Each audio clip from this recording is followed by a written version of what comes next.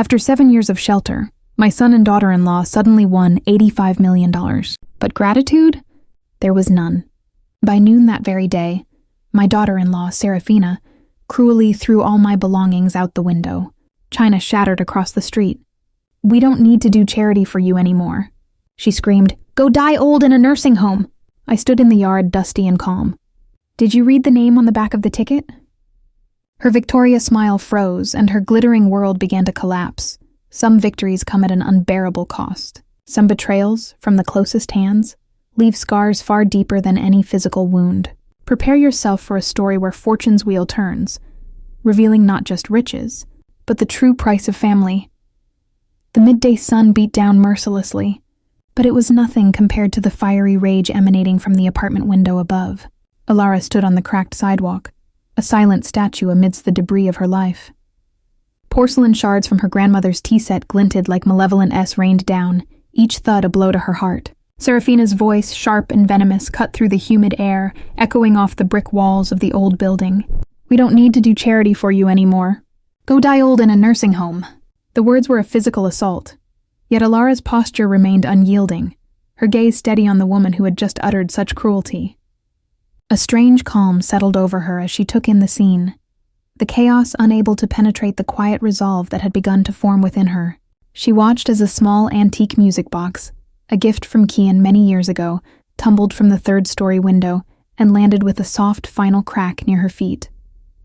It was in that moment, as Seraphina's triumphant laughter filled the street, that Elara finally spoke, her voice a low murmur against the backdrop of shattered dreams.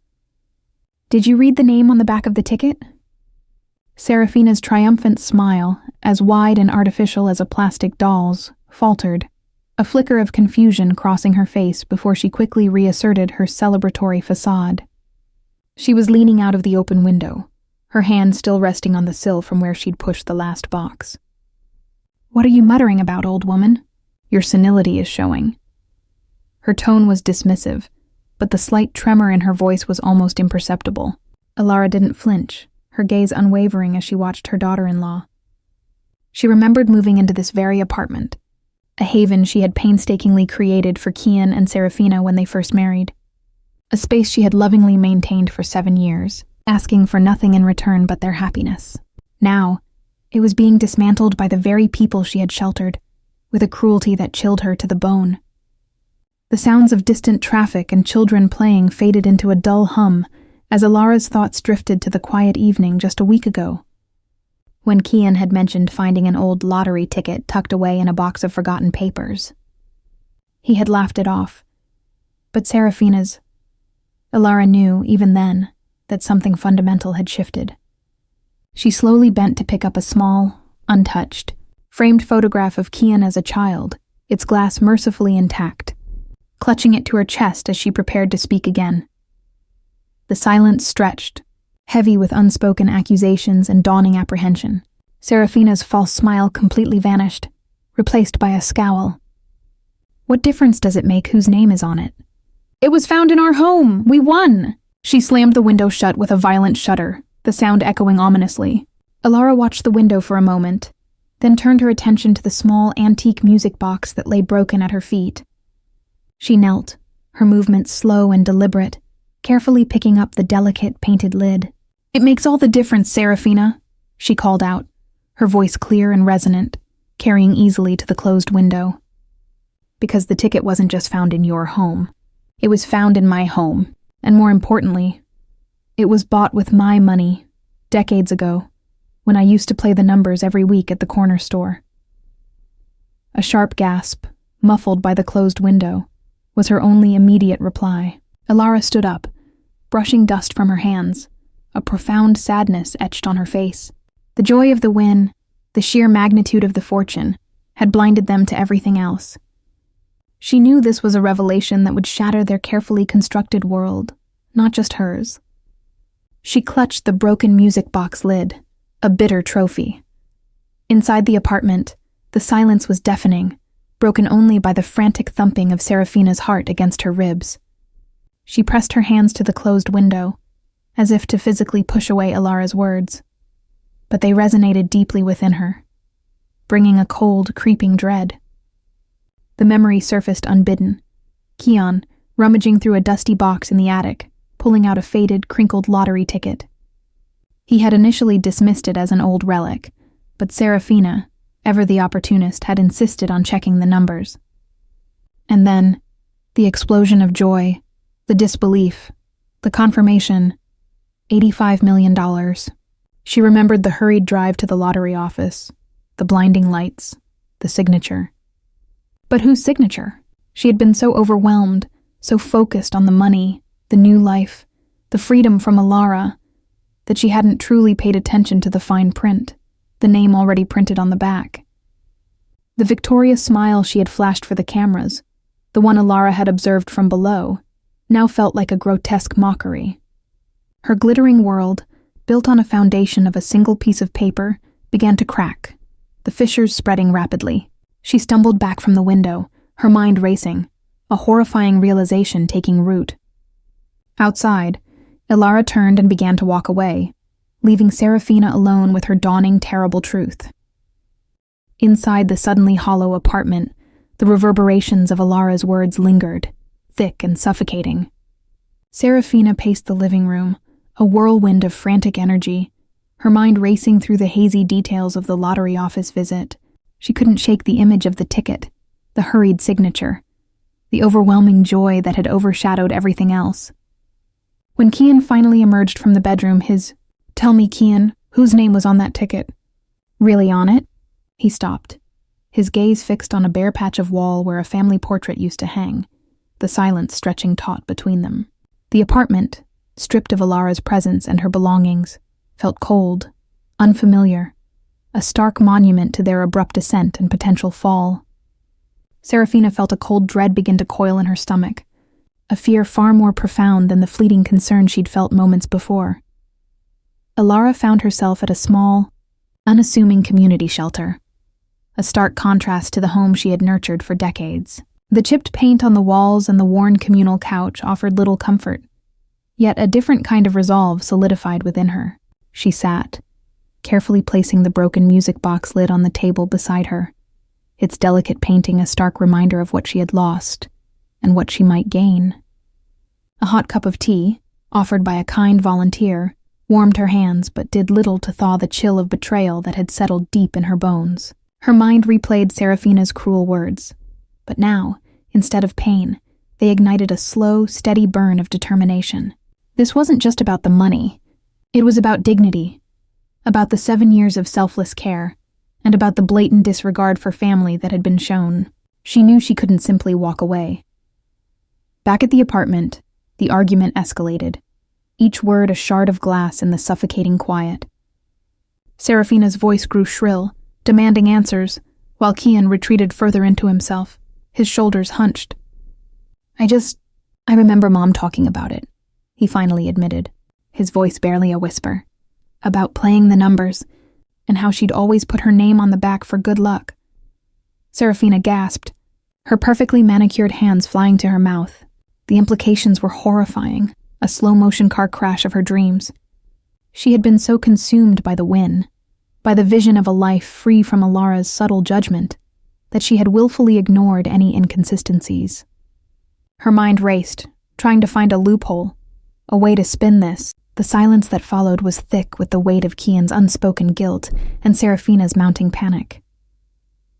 The next morning, Elara found herself outside a modest legal aid clinic, its sign weathered but reassuring. The worn leather handbag clutched in her hand felt heavier than usual, not with possessions, but with the weight of her resolve. She took a deep breath, the crisp morning air filling her lungs, and pushed open the door.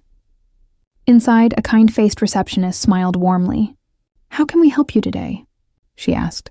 Elara straightened her shoulders, her voice steady despite the tremor in her heart. "I need to talk to someone about a lottery ticket," she began, the words feeling alien and monumental. "An $85 million lottery ticket that my daughter-in-law claimed, but which I believe is rightfully mine." The receptionist's smile faltered, replaced by a look of surprised concern, as Elara laid the broken music box lid on the counter, a silent testament to the betrayal. Elara sat across from the lawyer, Anya Sharma, in a small, tidy office, the broken music box lid resting between her hands. She recounted the story, her voice steady, each word carrying the weight of years of quiet sacrifice and recent heartbreak. The details flowed effortlessly, from the initial joy of Kian and Seraphina's marriage to the sudden, brutal eviction. She explained the history of the lottery ticket, how she used to buy them weekly at the corner store, always writing her name, on the back for good luck, a small superstition she held on to. Anya listened intently, her expression a careful blend of professionalism and concern, occasionally jotting notes on a legal pad. "It's a strong case, Ms. Vance," Anya finally said, her voice calm and assured. "Especially with evidence of your long-term residency and the clear history of the ticket's purchase." Elara felt a surprising calm settling over her as she spoke, a sense of reclaiming her narrative, her truth. This wasn't just about anger or loss. It was about dignity and justice. It was about the 7 years of selfless care she had provided, and the blatant disregard for family that had been shown. The air in the room was charged with the quiet intensity of her conviction. She looked at Anya, her gaze unwavering, ready to fight for what was rightfully hers, not just for the money, but for the principle. The apartment, once filled with the imagined glow of their new wealth, now felt like a gilded cage for Seraphina. She hurled her phone onto the plush sofa cushion, the sound muted, but her fury anything but. Kian stood by the window, his back to her, staring out at the city lights that had once promised so much, now seeming to mock their fleeting triumph. "She's actually doing it, Kian! Your mother is trying to sue us!" Seraphina's voice cracked with a mixture of disbelief and raw panic, echoing off the high ceilings. He remained silent, his shoulders hunched, a testament to his mounting internal conflict and lingering guilt. "Say something! Do something!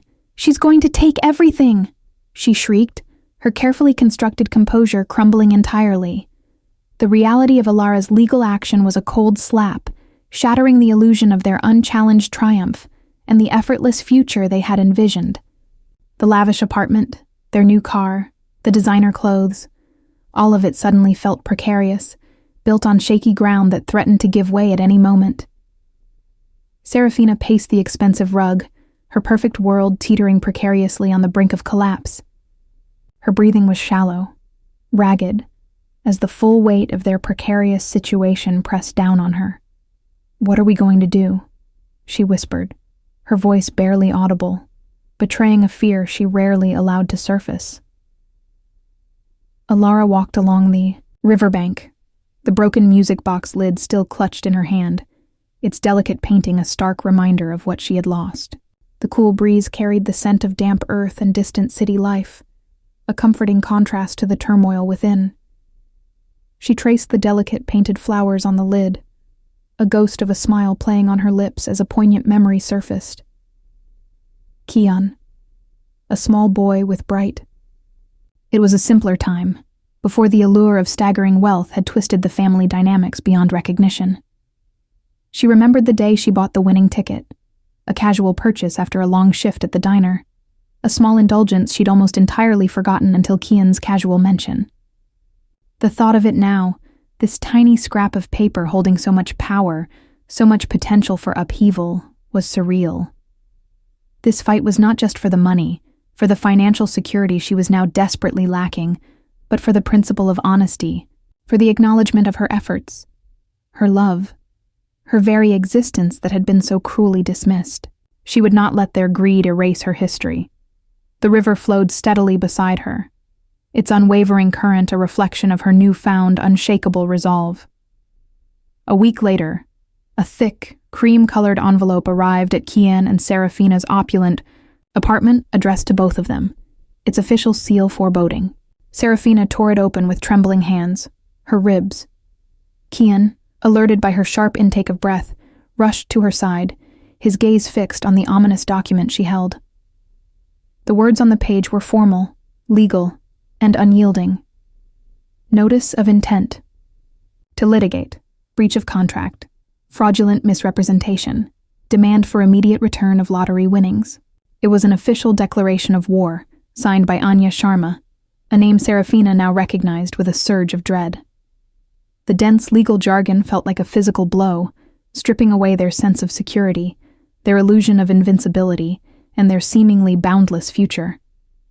Seraphina dropped the letter, her face ashen, the sound of the paper fluttering to the polished marble floor echoing ominously in the sudden, terrifying silence that enveloped the room. Kian reached for it slowly, his own face mirroring her shock.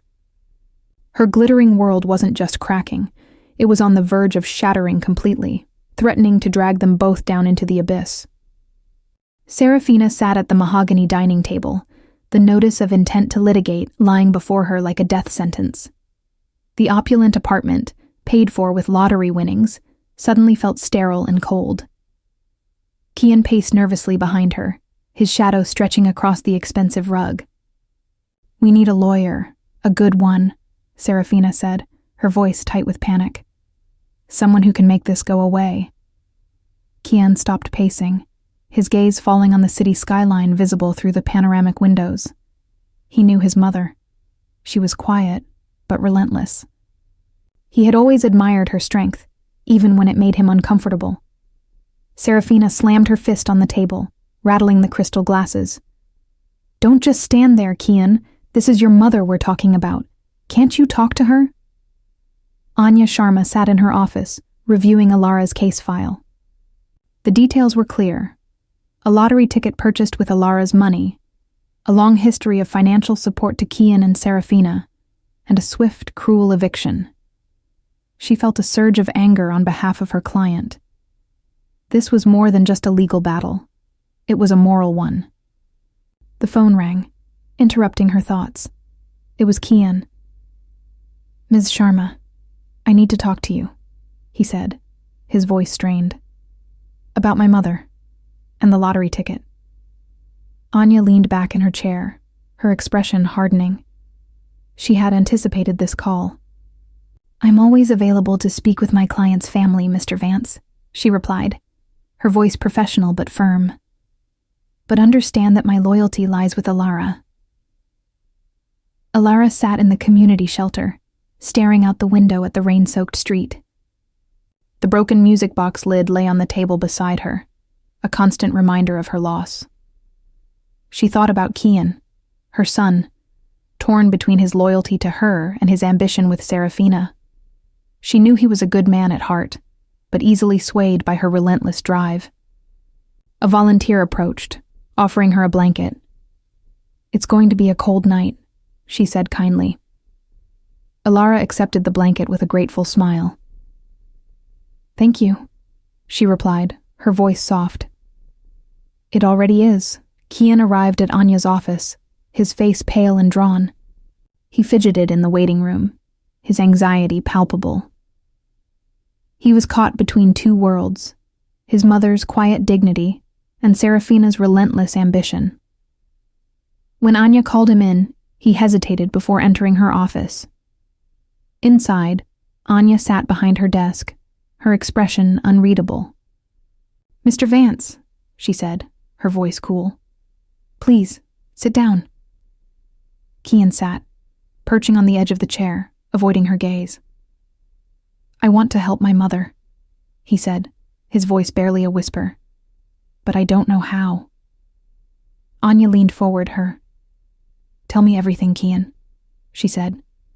Everything. Kian sat in Anya Sharma's office, the weight of his mother's quiet suffering and Seraphina's escalating demands pressing down on him. He had spent restless nights grappling with the truth, the memory of his mother's unwavering love clashing with the glittering future Seraphina had painted. He knew deep down that he had to be honest, not just for Elara, but for his own conscience.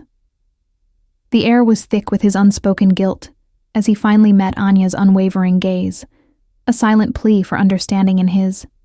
He recounted the evening. He found the ticket, the casual way his mother had mentioned always writing her name, and then Seraphina's swift, almost predatory move to claim it as her own. His voice was a strained whisper, each word a confession not only of Seraphina's deceit, but of his own complicity in allowing it to happen. his inability to stand up for his mother. The silence that followed was heavy, broken only by the soft scratching of Anya's pen on her notepad. He braced himself for her judgment, knowing he deserved it. Seraphina stormed into the lavish apartment, her phone clutched so tightly her knuckles were. Kian's silence, his evasiveness, had driven her to a new peak of desperation. The lawyer she had hastily consulted had painted a grim picture, emphasizing the strong evidence Elara possessed. Panic coiled in her stomach, turning the champagne dreams into a bitter nightmare. She confronted Kian in the living room, her voice a low, furious hiss, accusing him of betraying her, of not fighting hard enough for their new life. Every expensive piece of furniture, every designer item, felt like a ticking time bomb, threatening to expose their fraud. She slammed her hand against the marble fireplace, the cold, hard surface a stark contrast to her burning rage. Her mind raced, searching for any way to salvage their fortune, no matter how drastic or unethical. The possibility of losing everything, of returning to the life she had so vehemently rejected, was unbearable. Elara sat in the quiet community garden behind the shelter, the afternoon sun warming her face. She listened to Anya's voice on the phone, a careful optimism threading through the lawyer's professional updates. Kian's statement, though painful, had bolstered their case significantly. A small sigh escaped Elara's lips, a mix of relief and lingering sorrow for the fractured family. She touched the broken music box lid, tracing the faded painted flowers, remembering the joy of simpler times. This fight was far from over, but the path ahead was clearer, illuminated by a flicker of hope. She watched a child chase a butterfly, a fleeting moment of pure innocence that reminded her of the values she fought to uphold: truth, dignity, and the quiet strength of integrity. She was tired, but not broken, weary, but resolute. The gentle breeze rustled the leaves, a soft symphony of nature that calmed her spirit, fortifying her for the battles yet to come. Driven by an escalating fear of exposure and a desperate desire to protect her ill-gotten gains, Seraphina decided on a reckless course of action. She had to eliminate any lingering doubt, any physical proof that could further unravel her carefully constructed lie. With Kian still withdrawn and unwilling to participate in her schemes, she acted alone, her movements swift and furtive. She found a tattered box of old papers, the remnants of Kian's forgotten past, and began to sift through them with frantic energy.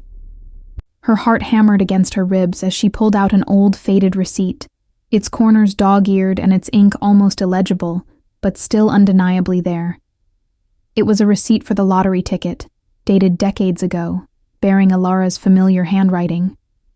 A cold, desperate resolve hardened her features as she made her way towards the apartment building's incinerator chute. The paper clutched in her hand. The fate of her future, and perhaps her freedom, depended on this single, destructive act. The small, austere mediation room felt charged with unspoken tension as Elara, accompanied by Anya, sat opposite Seraphina and Kian. A mediator, a stern woman with a neutral expression, presided over the table. Anya laid out the evidence methodically. Elara's bank statements showing weekly lottery ticket purchases, old photographs of Elara signing the back of tickets, and Kian's recent confession. Seraphina, though visibly shaken, maintained a defiant posture. The air was thick with the weight of years of unspoken grievances and the looming shadow of betrayal. Elara clutched the broken music box lid, its delicate painting a poignant symbol of the shattered pieces of her family. She had come not just for the money, but for the truth to be recognized, for her dignity to be restored. The moment of reckoning had finally arrived, undeniable and unyielding. As Anya presented the irrefutable evidence, Seraphina's composure began to crack, her carefully constructed facade crumbling under the pressure. Her voice, initially sharp and dismissive, descended into a desperate stammer. "This is all circumstantial. She's just trying to extort us," she shrieked, her hands trembling. Kian, who had remained silent, suddenly pushed back his chair, the screech echoing in the room. He met Elara's gaze, a profound sorrow and shame etched on his face. "No, Seraphina. It's not," he said, his voice raw with guilt. He then turned to the mediator, revealing the incinerated receipt. I saw her. I saw her burn an old receipt just yesterday. She said it was junk, but I know it was Mom's." A gasp escaped Seraphina's lips, her face paling to an ashen. The room fell into a heavy silence, broken only by the sound of Elara's soft, pained sigh. The mediator, after a brief consultation with the legal teams, delivered her decision. The lottery winnings were to be returned to Elara Vance. Seraphina erupted, her screams echoing down the polished corridors, but her protests were futile. The weight of Kian's testimony, combined with Anya's meticulous evidence, was insurmountable. Elara watched Seraphina being escorted out, a complex mix of sadness and vindication washing over her. Kian approached Elara hesitantly, "Mom, I'm so sorry," he whispered, his voice cracking. Elara reached out, gently touching his arm. "I know, son. I know." The gesture was a quiet acknowledgement of his pain, and a tentative bridge towards healing. The money was a victory, but the fractured family remained a testament to the high cost of greed. Months later, Elara stood in the doorway of a newly renovated community center, a vibrant hub she had funded with a portion of her winnings.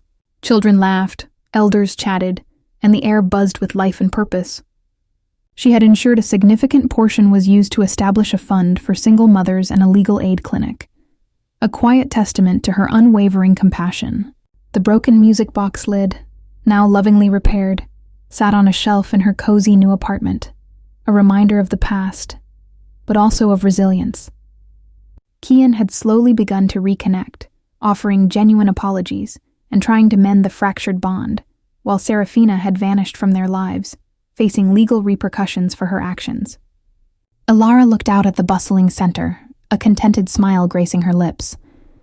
Life had given her a cruel twist, but it had also offered a profound opportunity for renewal, not just for herself, but for her community. She had found her peace, rebuilding not just her life, but also her legacy, one act of kindness at a time. Thank you for joining Elara on her journey of resilience and justice. Don't forget to like, share, and subscribe to our channel for more captivating stories.